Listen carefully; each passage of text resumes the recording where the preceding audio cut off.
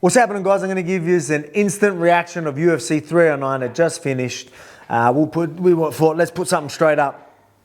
My picks, obviously, I went with Bo Nickel, Charles, and Jon Jones. They all won, the heavy favourites. But they didn't really go how I thought they would. I thought the first one with Bo Nickel, I was expecting maybe an early finish.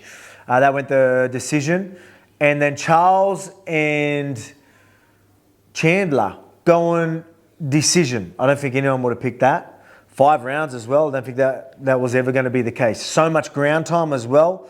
I will touch on Chandler's, submission defense. I thought he did a great job. It's nothing crazy. A lot of people expect these big fancy moves and sweeps and fancy things to escape submissions. A lot of the times it's just being composed and doing these little adjustments just to keep space and make sure you still get an oxygen or blood to the brain, whatever it is. Just the little things. And the best way of doing that is just putting yourself in them sucky positions.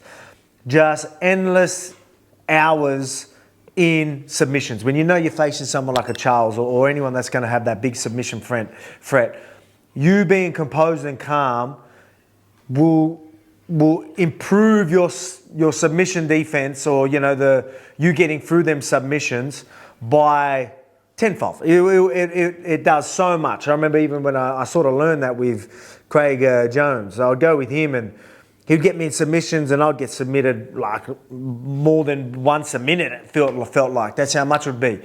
And then you start to get. He even said just try and relax in them positions.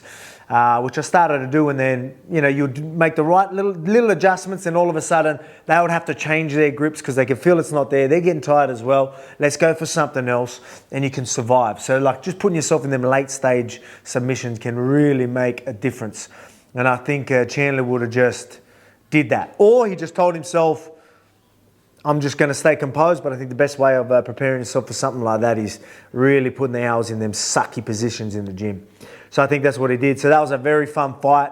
I think the storyline of that made that fun. Even though Charles was all over him in them 4 rounds, the fact that he was surviving in them rounds and was able to go to the next round, and you're like, oh, he might get a knockout. He survived. I didn't expect that. If he was going to get a back control or body lock, you would have thought it was game over. So it kept it exciting. And then almost a big comeback from Chandler.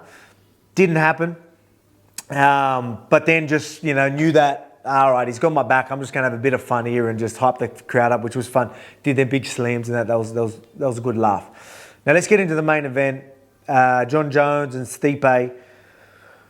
Obviously we picked Jon Jones. I thought it would probably be, the earlier rounds. I was thinking early rounds, even though it was round 3, which is still reasonably early, but I expected even earlier. But I'm actually impressed with Stipe.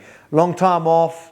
I thought he did right. Even because he's not going to have the speed advantage, athleticism.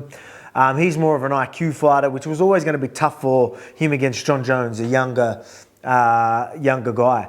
But he was able to find shots and land. The only thing is with Jon Jones, even when you land, it's very hard to land clean on him. You might land, he's always going with it.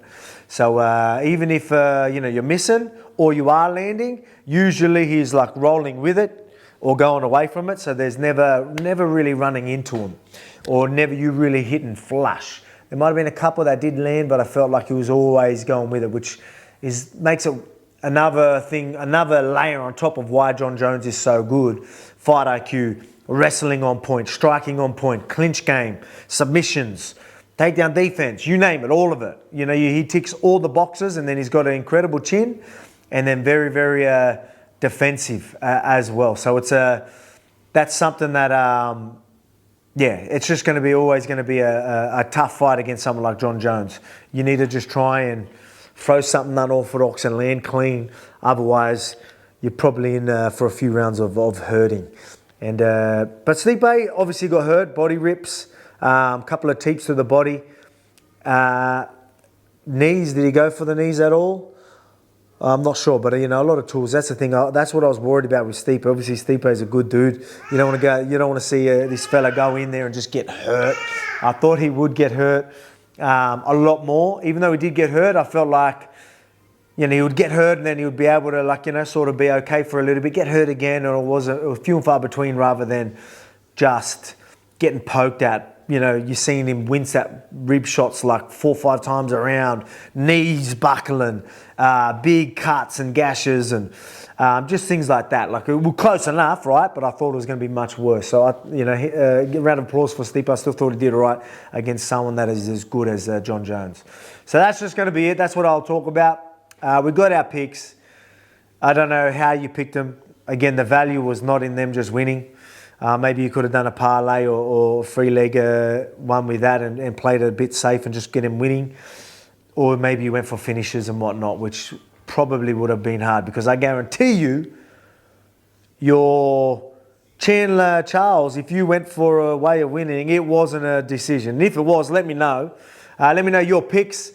Let me know if how yous all went. But yeah, good night of fights. Hope you enjoyed. Wait till the live reaction comes up too. That'll be coming up soon. So enjoy.